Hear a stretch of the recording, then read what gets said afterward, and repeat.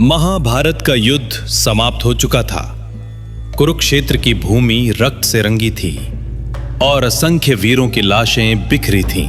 विजय पांडवों की हुई, लेकिन उनके हृदय में अपार पीड़ा थी। इसी समय माता कुंती ने अपने पुत्रों को बुलाया और कांपते स्वर में कहा, पुत्रों, अब एक ऐसा सत्य सुनो जिसे मैं इतने वर्षों से छिपाए रही। वह कर्ण जिससे तुम युद्ध में लड़े, वो तुम्हारा शत्रु नहीं, तुम्हारा सगा बड़ा भाई था।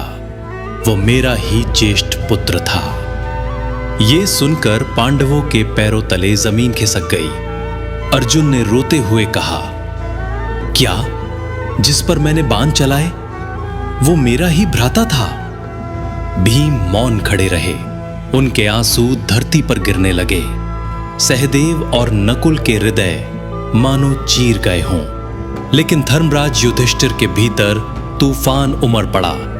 उन्होंने व्याकुल स्वर में कहा, माता, यदि आपने ये रहस्य पहले प्रकट किया होता तो ये महायुद्ध कभी ना होता।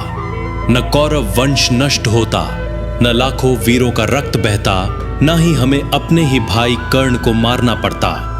आपने सत्य छुपाकर हम सब पर सबसे बड़ा अन्याय किया है।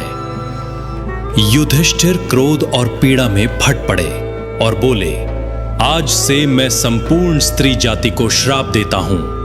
कोई भी स्त्री अब रहस्य छुपाकर नहीं रख पाएगी। वे चाहे जितना चाहें, परंतु गुप्त बात सदैव प्रकट हो जाएगी। कहा जाता है कि तभी से ये जनश्रुति प्रचलित है कि स्त्रियां रहस्य संभालने में कठिनाई महसूस करती हैं। युधिष्ठिर का यह श्राप केवल उनके क्रोध का परिणाम था या नियति की इच्छा?